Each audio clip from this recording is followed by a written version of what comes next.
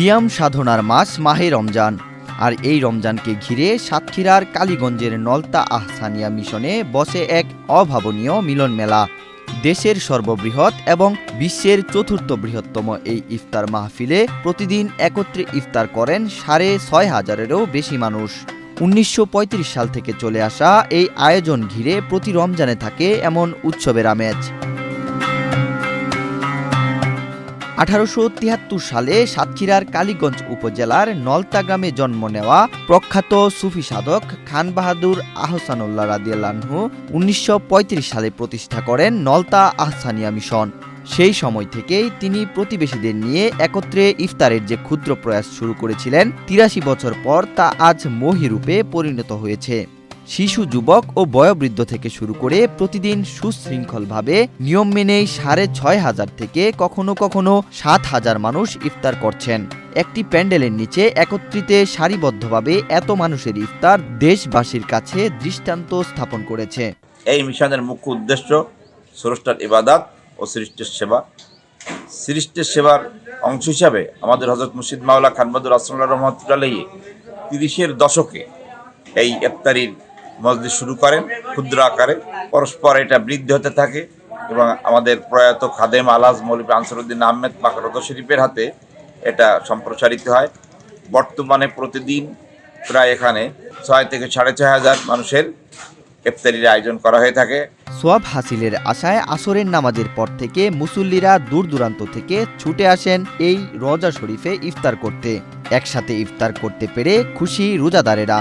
সাতক্ষীরা জেলার বিভিন্ন উপজেলা থেকে ৬ থেকে ৭০০০ লোক একত্রে এই ছাউনির তলে আমরা প্রতিদিন ইফতার করি। সুশৃঙ্খল পরিবেশ, কোনো বিশৃঙ্খলা নেই এবং এখানে যারা ভলেন্টারি সার্ভিস দেয়, ছোট্ট সোনামণি থেকে কিশোর, যুব সবাই বিনা পারিশ্রমিকে সেবাটা দিয়ে থাকে। বাংলাদেশের মধ্যে বিরল এবং সর্ববৃহৎ ইফতারি আয়োজন। মেনুতে থাকে ৬.৫ মণ দুধের মজাদার ফিরনি, ৬৫০০ ডিম, ছোলা বোনা, কলা, চিরা, খেজুর এবং সিঙ্গারা।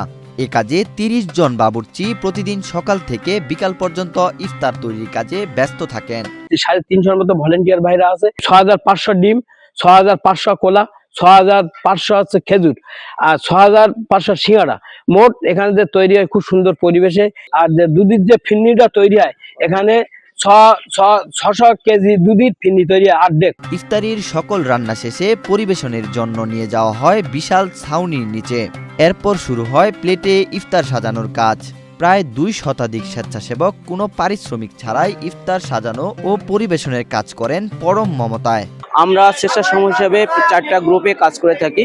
প্রতি গ্রুপে প্রায় দেখা গেল ৬০ থেকে ৭০ জন, প্রায় ৩৫০০-র অধিক স্বেচ্ছাসেবক এখানে প্রতিদিন সকাল থেকে একেবারে ইফতারি আগ পর্যন্ত আমরা এই স্বেচ্ছাশ্রম দিয়ে থাকি। এই স্বেচ্ছাশ্রম দিয়ে আমরা কোনো পারিশ্রমিক নেই না এবং শুধু একটাই উদ্দেশ্য যে আমরা হযরত খান বাহাদুর আহসানুল্লাহ রহমতুল্লাহ আলাইহির অশেষ রহমত, বরকত এবং নিয়ামত পাবো, সেই উদ্দেশ্যে আমরা এখানে কাজ করে থাকি। খান বাহাদুর আহসানুল্লাহ রাদিয়াল্লাহু আনহু এর মৃত্যুর পর থেকে ভক্তবৃন্দরা এই ইফতার মাহফিল চলমান রেখেছেন।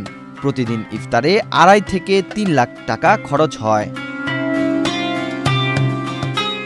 ১৯৩৫ সালে আহসানিয়া মিশন প্রতিষ্ঠার পর থেকে ৮৩ বছর ধরে মাহে রমজানের মাস জুড়ে উৎসবের আমেজ থাকে পুরো এলাকায়।